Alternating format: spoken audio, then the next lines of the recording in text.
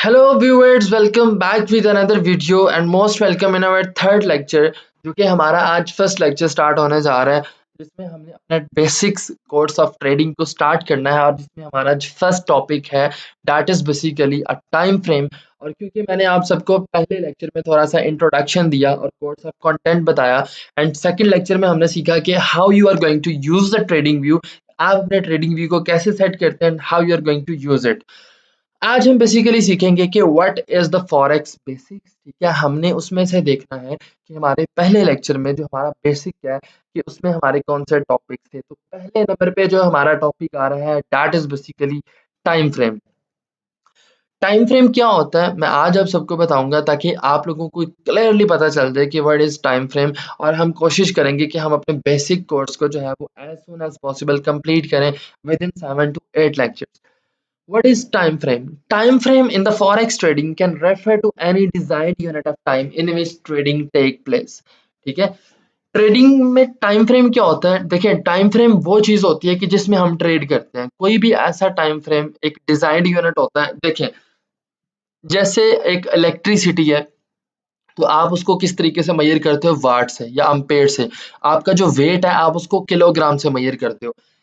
इसी तरीके से जब आप टाइम फ्रेम की बात करते हो तो टाइम फ्रेम एक डिजाइंड यूनिट है किस चीज का कि जिसमें आप ट्रेडिंग को टेक प्लेस करते हो, जिसमें आप ट्रेड करते हो। ठीक है, अब वो यहाँ पे कह रहा है कि typically forex time frame will be measured in, कहता है कि फॉरेक्स के जो टाइम फ्रेम्स हैं वो डिफरेंट होते हैं। वो आवर्स में होते हैं, वो मिनट्स में होते हैं, वो डेज में होते हैं, वो वीक्स में होते हैं।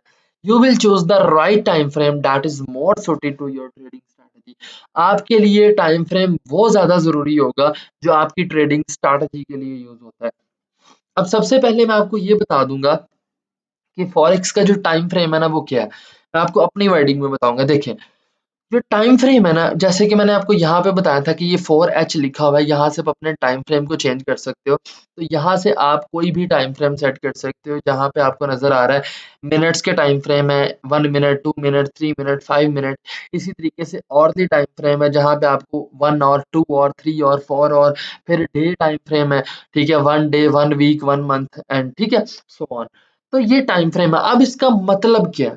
देखिए, जब तक आपको इसका डीप फिगर नहीं पता चलेगा यू विल नेवर नो कि what is time frame, right.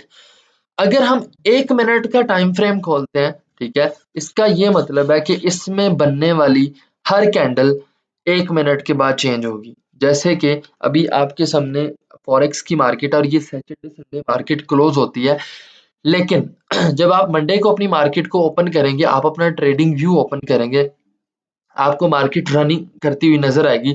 आपको पता चलेगा कि मार्केट में हर 1 मिनट के बाद कैंडल चेंज होती है क्योंकि ये M1 का टाइम फ्रेम है। ठीक है और M1 का मतलब होता है 1 मिनट।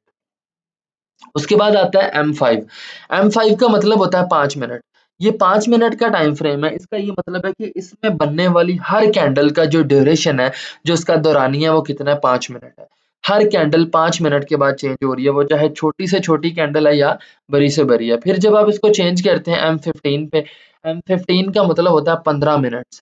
ठीक है, M मतलब मिनट और 15 मीन 15। मतलब कि इसमें बनने वाली हर कैंडल का जो दौरानिया है उसका ड्यूरेशन जो है वो 15 मिनट है। इसमें हर कैंडल 15 मिनट के बाद चेंज होगी। उसके बाद आते हैं 1 आवर के ऊपर। 1 आवर का मतलब होता है कि 1 घंटे का टाइम फ्रेम। मतलब ये कि इसमें जो बनने वाली हर एक कैंडल है उसका जो ड्यूरेशन है वो कितना है? ठीक है, इसमें बनने वाली हर कैंडल का जो ड्यूरेशन है वो है 1 घंटा, क्योंकि ये 1 आवर का टाइम फ्रेम है। क्लियर हुआ? ठीक है, एंड उसके बाद जब ये चीज हमने देखी एंड देन उसके बाद हमारे पास आता है H4। H4 का मतलब होता है 4 घंटे का टाइम फ्रेम। ठीक है, मतलब कि इसमें बनने वाली हर एक कैंडल का जो दौरानिया है वो 4 घंटे है। एक कैंडल 4 घंटे के बाद चेंज होगी एंड देन आगे सो ऑन। D1 का टाइम फ्रेम है। ठीक है, इसमें आपकी जो एक कैंडल है वो 1 दिन के बाद चेंज होती है।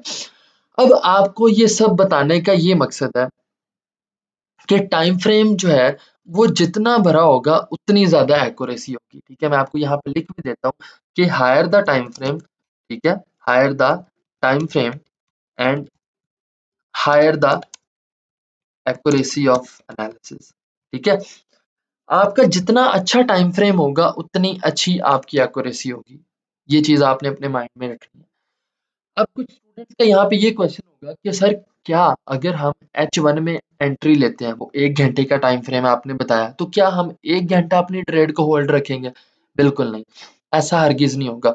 इसका ये मतलब होता है सिर्फ़ कि जितना बड़ा टाइम फ्रेम होगा, उतनी ज़्यादा एक्यूरेसी आपके एनालिसिस की होगी। देखें, जब हम इस बुक में आते हैं, तो वो क्या कहता है? देखें, वो ये कहता है कि टाइम फ्रेम बेसिकली एक यूज़फुल स्किल है फॉर द ट्रेडर्स, ठीक है?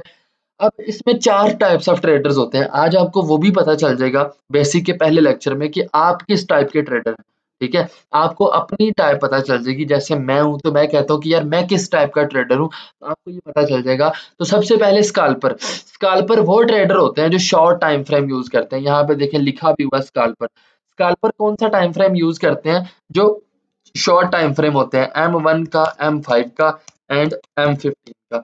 ये वो ट्रेडर्स होते हैं, ठीक है, जो कि बिल्कुल छोटे टाइम फ्रेम पे ट्रेड करते हैं, जो जल्दबाज ट्रेडर होते हैं, स्काल्पर्स, ठीक है। उसके बाद आते हैं आपके पास डे ट्रेडर। डे ट्रेडर कौन से ट्रेडर होते हैं? जो आपको हमारे जैसे ट्रेडर नजर आते हैं, जैसे कि हम कहते हैं कि यार आज का आज प्रॉफिट हमने क्लोज करना है, ठीक है। तो हम लोग क्या है, डे ट्रेडर हैं। और हम लोग कौन सा टाइम फ्रेम चूज करेंगे? M15 का, ठीक है, उसके बाद M30 का एंड मैक्सिमम हम H1 पे ट्रेड करेंगे, ठीक है। इसी तरीके से हमारे पास स्विंग ट्रेडर आते हैं जो कि लॉन्गर टाइम फ्रेम्स पे काम करते हैं, जैसे H1 हो गया, H4 हो गया, ठीक है, एंड D1 हो गया समहाउ, ठीक है। उसके बाद हमारे पास लास्ट ट्रेडर्स आते हैं जो पोजिशनल ट्रेडर होते हैं। वो किन टाइम फ्रेम पे काम करते हैं? D1 पे, ठीक है, उसके बाद M1 पे जो मंथली होते हैं, ठीक है, MN आप उसको कर लो, MN, ठीक है, मंथली। तो आज हमने ये देखा कि भाई टाइम फ्रेम जो है वो हमारा किस चीज के लिए यूज होता है, कि जिस टाइम फ्रेम हम ओपन करेंगे, जिस टाइम फ्रेम में हम ट्रेडिंग को ओपन करेंगे, उतने मिनट के बाद आपकी नेक्स्ट कैंडल बनना स्टार्ट हो जाएगी। मतलब कि वो टाइम फ्रेम उसके हिसाब से कैटेगराइज होगा, कस्टमाइज्ड होगा, ठीक है। अगर हम M1 का ओपन करते हैं तो 1 मिनट के बाद उसकी कैंडल चेंज हो जाएगी। तो इससे हमें क्या पता चला कि जितना छोटा टाइम फ्रेम होगा, उतने हमारे एनालिसिस की एक्यूरेसी कम होगी, और जितना अच्छा टाइम फ्रेम होगा उतनी ज़्यादा हमारे एनालिसिस की जो एक्यूरेसी है वो ज़्यादा है। क्लियर है? ठीक है। फॉर एग्जांपल हमारा एक एनालिसिस है, वो मतलब आप कहते हैं कि रिकमेंडेड टाइम फ्रेम बताएं, तो मैं जो एनालिसिस करता हूँ H1 पे करता हूँ और H4 पे, जो कि रिकमेंडेड टाइम फ्रेम्स है। H1 का एनालिसिस भी आपका अच्छा होता है एक डे ट्रेडर की एनालिसिस के लिए, ताकि वो एंट्री को ले सके, और इस तरीके से H4 का एनालिसिस भी एक डे ट्रेडर के लिए अच्छा एनालिसिस होता है। क्लियर है? आज हमने अपने बेसिक के फर्स्ट लेक्चर में क्या देखा कि आपको जो है वो टाइम फ्रेम क्या होता है, ठीक है, टाइम फ्रेम के अंदर क्या चेंजिंग्स आती हैं, और हमारी जो ट्रेड है वो टाइम फ्रेम के ऊपर डिपेंड नहीं करती, बल्कि टाइम फ्रेम इसलिए होता है कि जितना अच्छा टाइम फ्रेम होगा, उतनी हमारे एनालिसिस की एक्यूरेसी होगी, ठीक है। मिलते हैं नेक्स्ट वीडियो में अगले टॉपिक के साथ। Take care, bye bye.